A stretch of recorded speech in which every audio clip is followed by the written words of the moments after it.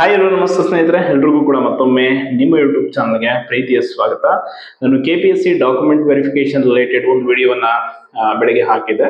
So ಅದರಲ್ಲಿ PDO ಯಾರು DVಗೆ select ಆಗಿದ್ರಿ, so upcoming ನಾನ್ HK PDO DVಗೆ ಹೋಗೋರಿದ್ದೀರಿ, ನಿಮ್ಮೆಲ್ಲರ ಒಂದು ಸಿದ್ಧತೆ ಹೇಗಿರಬೇಕು ಈ ಒಂದು ಡಾಕ್ಯುಮೆಂಟ್ ವೆರಿಫಿಕೇಶನ್ ರಿಲೇಟೆಡ್ ಅಂತೇಳಿ ಹೇಳಿದ್ದೆ. ಸೊ ಅದ್ರಲ್ಲಿ ತುಂಬಾ ಜನ ಪ್ರಶ್ನೆಯನ್ನ ಕೇಳಿದ್ರಿ. ಏನು ಅಂತಂದ್ರೆ ಕೆಲವರಿಗೆ ಈ ಡಾಕ್ಯುಮೆಂಟ್ಗಳಲ್ಲಿ ಅಂದ್ರೆ ಆಧಾರ್ ಕಾರ್ಡ್ ಮತ್ತೆ ಕೆಲವೊಂದು SLC ಅಂಕಪಟ್ಟಿಯಲ್ಲಿ ನೇಮ್ಗಳು, ಇನಿಷಿಯಲ್ಗಳು ಅಂದ್ರೆ ನಿಮ್ಮ ಒಂದು ಸರ್ನೇಮ್ ಇರುತ್ತೆ, ಕೆಲವೊಂದು ಹೆಸರುಗಳಲ್ಲಿ ಚೇಂಜಸ್ ಆಗಿರುತ್ತೆ. ಸೊ ಅಂತವನ್ನೆಲ್ಲ ಕೇಳಿದ್ರೆ ಅವನ್ನೆಲ್ಲ ನೀವು ಸರಿಪಡಿಸ್ಕೊಳ್ಳೇಬೇಕು. ಕಾರಣ ಡಾಕ್ಯುಮೆಂಟ್ಗಳಲ್ಲಿ ಯಾವಾಗಲೂ ಹೆಸರು ಎಲ್ಲದರಲ್ಲೂ ಕೂಡ ಒಂದೇ ರೀತಿ ಇರಬೇಕು. ಅಂದ್ರೆ SLC ಅಂಕಪಟ್ಟಿಯಲ್ಲಿ ಹೇಗಿರುತ್ತೋ PUCಲೂ ಹಂಗೆ, ಡಿಗ್ರಿಲೂ ಹಂಗೆ, ಯಾವ್ದ್ರಲ್ಲೂ ವ್ಯತ್ಯಾಸ ಕಂಡು ಬರಬಾರ್ದು. ಸೊ ಅದು ನಿಮ್ಮ ಕರ್ತವ್ಯ. ಯಾಕಂದ್ರೆ ದಾಖಲಾತಿಗಳನ್ನ ಸರಿಯಾದ ರೀತಿಯಲ್ಲಿ ನೀವು ಮೇಂಟೈನ್ ಮಾಡಬೇಕು. ಇಮಿಡಿಯೇಟ್ ಆಗಿ ಎಲ್ಲಿ ಮಿಸ್ಟೇಕ್ಸ್ ಆಗಿದೆ ಅದನ್ನ ತಿದ್ದುಪಡಿ ಮಾಡಿಸ್ಕೊಳ್ಬೇಕು. ತುಂಬಾ ದಿನ ಬಿಟ್ಟರೆ ಸಮಸ್ಯೆ ಆಗುತ್ತೆ. ಅಂಡ್ ಅದರ ಜೊತೆ ಇನ್ನೊಂದು ಪ್ರಮುಖ ಪ್ರಶ್ನೆ ಎಲ್ಲರಲ್ಲೂ, ಇದು ತುಂಬಾ ಜನ ಸ್ಟೂಡೆಂಟ್ಸ್ ಕೇಳ್ತಾರೆ, ಎಸ್ಪೆಷಲಿ ನಾನು ಕೂಡ ಇದನ್ನ ಎಕ್ಸ್ಪೀರಿಯನ್ಸ್ ಮಾಡಿದ್ದೀನಿ. ಕೆಲವೊಂದು ಯೂನಿವರ್ಸಿಟಿಗಳೇ ಹಂಗಿದೆ, ಏನು ಮಾಡಂಗಿಲ್ಲ. ವರ್ಸ್ಟ್ ಅಂದ್ರೆ ವರ್ಸ್ಟ್. ಅವರು ಪರೀಕ್ಷೆ ನಡೆಸೋದು ಒಂದು ಕಾಲ, ಫಲಿತಾಂಶ ಬಿಡೋದು ಒಂದು ಕಾಲ, ಇನ್ನು ಮಾರ್ಕ್ಸ್ ಕಾರ್ಡ್ಗಳು ಕೊಡೋದು ದೂರ ಹೋಯ್ತು.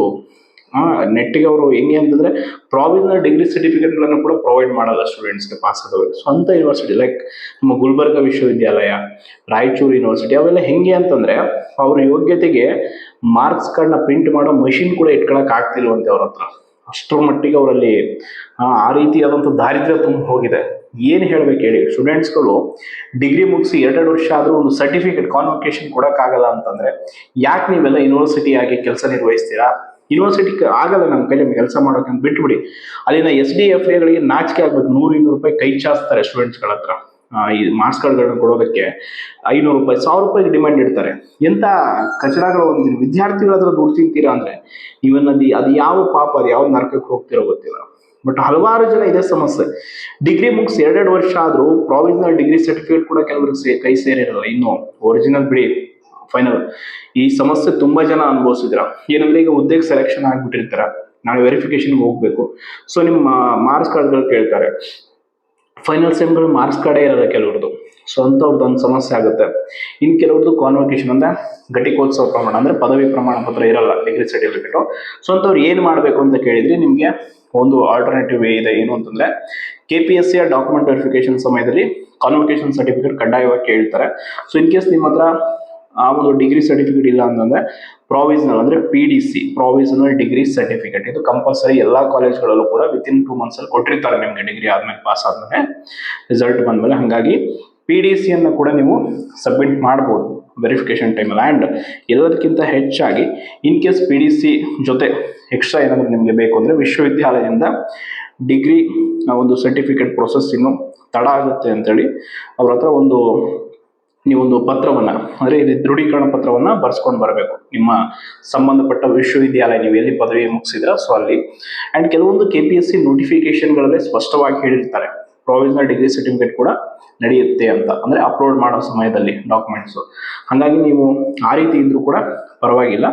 ಆ್ಯಂಡ್ ಇಲ್ಲ ನಿಮ್ಮ ಹತ್ರ ಪ್ರಾವಿಷನಲ್ ಡಿಗ್ರಿ ಸರ್ಟಿಫಿಕೇಟ್ ಕೂಡ ಇಲ್ಲ ಅಂದ್ರೆ ಕಷ್ಟ ಆಗುತ್ತೆ. ನೀವು ಇಮಿಡಿಯೇಟ್ ಆಗಿ ಯೂನಿವರ್ಸಿಟಿಗೆ ಹೋಗಿ, ಸರ್ ನಮ್ದು ಈ ರೀತಿ ಆಗಿದೆ, ವೆರಿಫಿಕೇಶನ್ ಇದೆ, ನಮ್ಗೆ ಈ ರೀತಿ ಒಂದು ದೃಢೀಕರಣ ಬೇಕು ಅಂತ ಬರ್ಸ್ಕೊಂಡು ಬರಬೇಕಾಗತ್ತೆ. ಆ್ಯಂಡ್ ಎಲ್ಲದಕ್ಕಿಂತ ಪ್ರಮುಖವಾಗಿ ಅಂತಿಮ ಸೆಮಿಸ್ಟರ್ನ ಅಂಕಪಟ್ಟಿಗಳು ಕಂಪಲ್ಸರಿ ಇರಬೇಕು.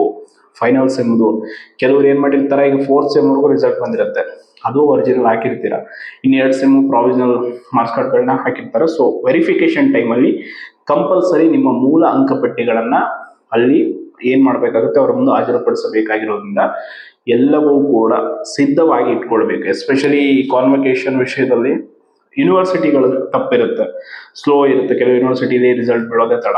ಸೊ ಹಂಗಾಗಿ ಆಗುತ್ತೆ, ಕೆಲವರು ತುಂಬಾ ಬೇಗ ಹುದ್ದೆಯನ್ನು ಪಡ್ಕೊಂಡ್ಬಿಡ್ತೀರ, ಏನ್ ಮಾಡಂಗಿಲ್ಲ, ಅಲ್ಲಿ ನಿಮಗೆ ಸಮಸ್ಯೆ ಆಗುತ್ತೆ. ಸೊ ಅದಕ್ಕೆ PDC, ಕೆಲವರು ಅದನ್ನು ಕೇಳಿದ್ರೆ ಏನು PDC ಅಂದ್ರೆ ಪ್ರಾವಿಷನಲ್, ತಾತ್ಕಾಲಿಕ ಪದವಿ ಪ್ರಮಾಣ ಪತ್ರ, ಡಿಗ್ರಿ ಸರ್ಟಿಫಿಕೇಟ್ ಅದು. ಸೊ ಅದನ್ನ ಕೊಟ್ಟಿರ್ತಾರೆ. ಜಸ್ಟ್ ಅದೊಂದು 6 months ನಿಮಗೆ ವ್ಯಾಲಿಡ್ ಇರುತ್ತೆ. ಅಷ್ಟರಲ್ಲಿ ನೀವು ವೆರಿಫಿಕೇಶನ್ಗೆ ಅದನ್ನ ಕೊಡ್ಬೋದು. ಈವನ್ UPSC ಕೂಡ ಅದೇ ತರ ಆಪ್ಷನ್ ಇದೆ. UPSC ಹೆಂಗೆ ಅಂದ್ರೆ ನೀವು ಫೈನಲ್ ಇಯರ್ ಇದ್ದಾಗ UPSC ಬರೀತೀರಾ ಅನ್ಕೊಳ್ಳಿ, ಇನ್ ಕೇಸ್ ನೀವು ಸೆಲೆಕ್ಷನ್ ಆಗ್ಬಿಟ್ರೆ ಅದೇ ಅಟೆಂಪ್ಟ್ ಅಲ್ಲಿ ಅಂದ್ರೆ ನೀವು ಆ ರೀತಿಯಾಗಿ ಕೊಡ್ಬೋದು. ದಾಖಲೆಗಳನ್ನ ಸರಿಯಾದ ರೀತಿಯಲ್ಲಿ ಇಟ್ಕೊಳ್ಳಿ. ನೀವು ಎಕ್ಸಾಮ್ ಬರೀತೀರಾ, ಓದ್ತೀರಾ ಸೆಕೆಂಡ್ರಿ. ಫಸ್ಟ್ ಅಪ್ಲಿಕೇಶನ್ ಹಾಕುವಂಥದ್ದು, ಡಾಕ್ಯುಮೆಂಟ್ಸ್ಗಳು ಸರಿಯಾಗಿ ನಿರ್ವಹಣೆ ಮಾಡುವಂಥದ್ದು ನಿಮ್ಮ ಆದ್ಯ ಕರ್ತವ್ಯ. ಅದನ್ನು ನಿಮ್ಮ ಪೋಷಕರು ಬೇರೆ ಯಾರೋ ಮಾಡೋಕ್ಕಾಗಲ್ಲ, ಅದು ನೀವೇ ಮಾಡ್ಕೊಳ್ಬೇಕು. ನಿಮ್ಮ ಒಂದು ಕೆಲಸ. ಓದೋ ವಿದ್ಯಾರ್ಥಿಗಳದ್ದು ಡಾಕ್ಯುಮೆಂಟ್ಸ್ಗಳು ಎಲ್ಲೆಲ್ಲಿ ಮಿಸ್ಟೇಕ್ಸ್ ಇದೆ, ಏನಾಗ್ತಾ ಇದೆ ಅನ್ನೋದನ್ನು ನಾವು ನೋಡ್ಕೋಬೇಕು ಅದನ್ನು, ಗೊತ್ತಾನೆ. ಹಾಗಾಗಿ ಡಿಗ್ರಿ ಸರ್ಟಿಫಿಕೇಟ್ದು ಕೂಡ ಕ್ಲಾರಿಟಿ ತುಂಬ ಜನ ಕೇಳಿದ್ರಿ.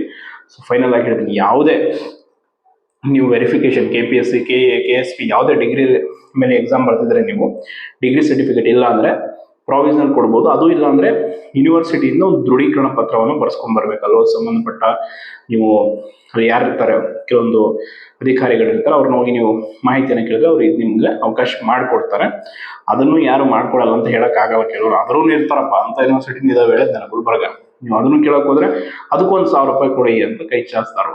ಅವ್ರು ಅದೆಲ್ಲ ಯಾವ ಉದ್ಧಾರ ಆಗ್ತಾರೋ ಏನೋ, ಮಾರ್ಕ್ಸ್ ಕಾರ್ಡ್ಗಳಿಗೂ ದುಡ್ಡು ಇಸ್ಕೊಂತಾರೆ ಅಂದರೆ ಇನ್ನೇನು ಕೆಲಸ ಮಾಡ್ತಾರೋ ಅವರು. ಬಟ್ ಒಟ್ಟಾರೆ ನೀವು ಮುಂಚೆನೇ ಎಲ್ಲವನ್ನ ಸಿದ್ಧತೆ ಮಾಡಿ ಇಟ್ಕೊಳ್ಳಿ. ಧನ್ಯವಾದಗಳು.